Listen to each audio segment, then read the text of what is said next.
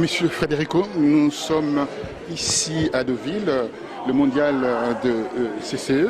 Vous êtes président la zone Angola. Comité Angola, Comité ouais, Angola. des conseillers. Dites-moi, ce sera quoi votre poste? Mon poste, moi je suis un entrepreneur français présent en Angola depuis 26 ans bientôt, Oui. et je travaille dans l'agroalimentaire. Donc je dirige 3 sociétés familiales maintenant là-bas. 3 sociétés familiales. Alors l'Angola traverse une crise qu'on connaît Oui. aujourd'hui, Oui. a demandé l'aide du Fonds monétaire international. À une époque, puis a renoncé. Oui. Oui. Alors, pourquoi a-t-il renoncé à cette aide de 4 milliards Elle a fait cette approche, s'est rapprochée du FMI au début de l'année, au moment où le baril avait continué à chuter et était en dessous de $28. Et entre-temps, il est remonté à 45, puis aujourd'hui à 52, 53. Donc on peut imaginer que cette nouvelle bouffée d'oxygène permet au gouvernement de considérer qu'il peut se passer pour l'instant des contraintes qu'un rapprochement avec le FMI représente. Est-ce que cette frustration qui existe là, et ça rimait au pétrole, à l'or noir, est-ce qu'on peut tenir avec cette économie? Alors justement, on a vécu une grande illusion, je dirais.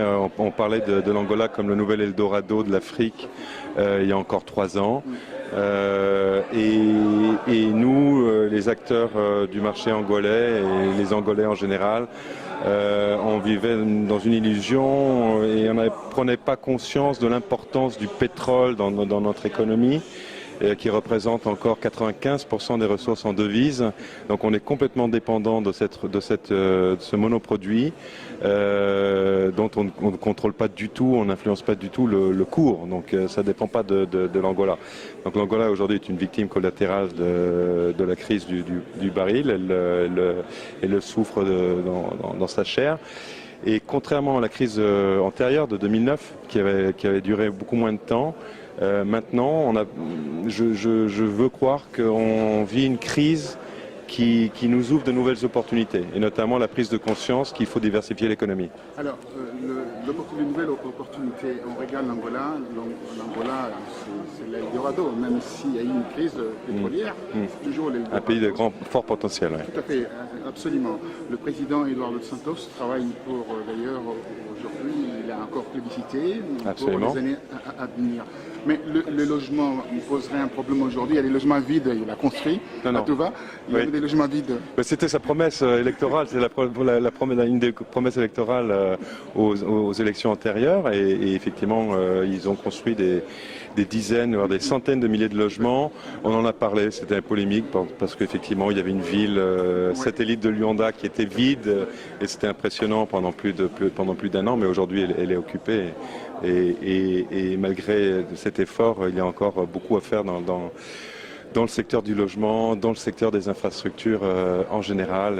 Et il reste beaucoup à faire. Et nous, les entrepreneurs français en Angola, les membres du comité Angola des conseillers du commerce extérieur, on croit tous à l'avenir de ce beau pays. Terminé.